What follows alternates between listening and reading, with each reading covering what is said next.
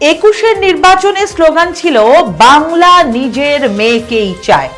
মেয়েকে রক্ষা করতে পাশে দাঁড়িয়েছিল গোটা বাংলা। এবার লড়াই বাংলা ও বাঙালিকে রক্ষা করার।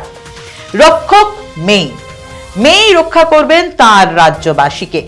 এবারের ডাক, যে লড়ছে সবার ডাকে, সেই জেতাবে বাংলা মাকে। বঙ্গ রাজনীতির ভরকেন্দ্র মমতাকে নিয়েই আমাদের আজকের দৃষ্টিভঙ্গি।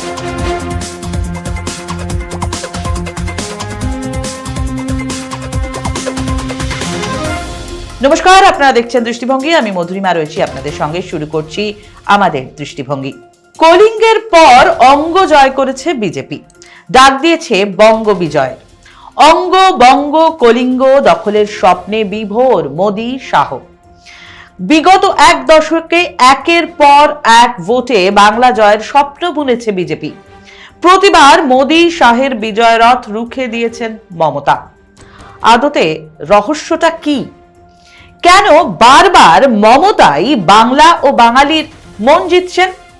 বিগত 2 দশক ধরে বঙ্গ রাজনীতির নিয়ন্ত্রক মমতা বন্দ্যোপাধ্যায়, বলা ভালো তিনিই চালিকা শক্তি।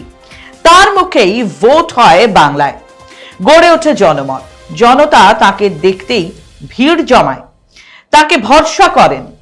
বাংলার সবচেয়ে বড় ক্রাউড পুলার তিনি, আজও তিনি।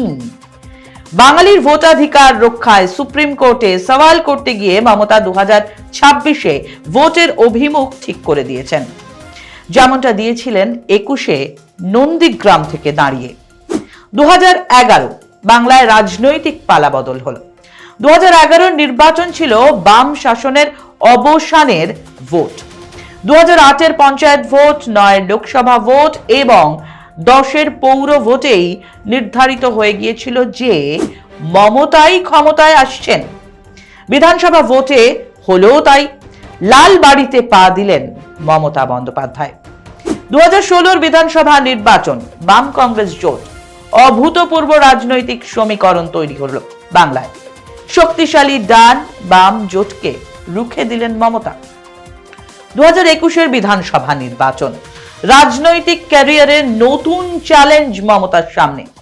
বাংলার নির্বাচনী ময়দানে নয়া প্রতিপক্ষ বিজেপি। তাদের হাতে অসীম ক্ষমতা, অসম লড়াই। পথে ঘাটে মানুষ বলছে বদল এসে পড়ল, দখল হয়ে গেল নবান্ন। কিন্তু ফিরলেন বাংলার নিজের মেয়ে। এবার 2026, আবার গোটা রাষ্ট্রযন্ত্র নিয়ে হাজির মোদি শাহ। প্রশাসনের পেশি শক্তি, বাহুবল, বিপুল অর্থবল সম্বল করে বিজেপি বঙ্গ জয়ে নেমেছে। মমতা লড়ছেন, বলছেন তিনি ফিরছেন, আত্মবিশ্বাস হারাচ্ছেন না। চ্যালেঞ্জ নিয়ে গণেশ কুমারকে চিঠির শেষে লিখে দিচ্ছেন অল দ্য বেস্ট।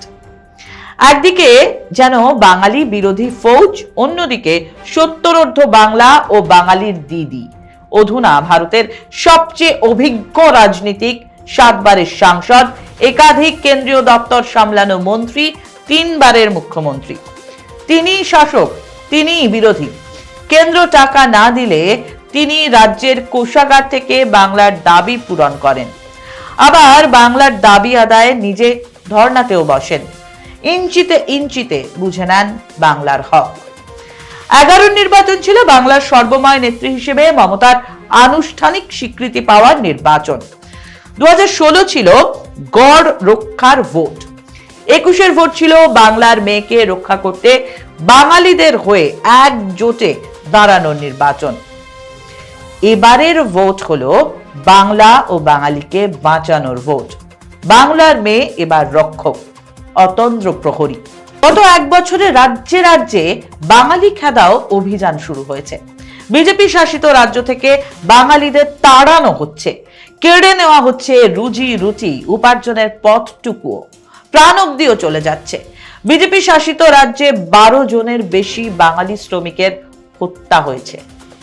বাংলা ভাষায় কথা বলা এখন অপরাধ।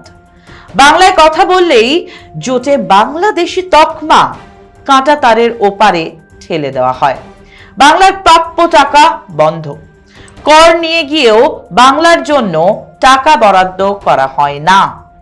ভোটার তালিকার বিশেষ নিবিড় সংশোধনের মাধ্যমে লক্ষ লক্ষ বাঙালি ভোটারের নাম কাটা হয়েছে। সংশয় বাঙালির ভোটাধিকার। যারা রক্ত ঝরিয়ে স্বাধীনতা আনলো সেই বাঙালির নাগরিকত্ব ঘিরেই উঠছে প্রশ্ন। বাঙালি জাতি আজ খাদের কিনারায়। এবারের নির্বাচন ঠিক করে দেবে বাঙালির ভবিষ্যৎ কি হবে। বাঙালি সিনেমা বানিয়ে অস্কার পেয়েছে, লিখে নোবেল জিতেছে, বিজ্ঞানে চমকে দিয়েছে আইনস্টাইনকে। সেই বঙ্গ সন্তানদের ধীরে ধীরে দেশের দ্বিতীয় শ্রেণীর নাগরিকে পরিণত করা হচ্ছে। তারা কি দ্বিতীয় শ্রেণীর নাগরিক হয়ে বাঁচবে, নাকি রাডিক্যাল বাঙালি নিজের অস্মিতা রক্ষা করে ঘুরে দাঁড়াবে? নির্ভর করছে 26-এর ভোটের উপর। একদিকে গোটা রাষ্ট্রযন্ত্র, অন্যদিকে মমতা, বাংলা ও বাঙালির শেষ জননেত্রী। আজকের মতন আমাদের দৃষ্টিভঙ্গি এ পর্যন্তই। অন্যদিন অন্য কোনো বিষয় নিয়ে ফিরব। সঙ্গে থাকুন।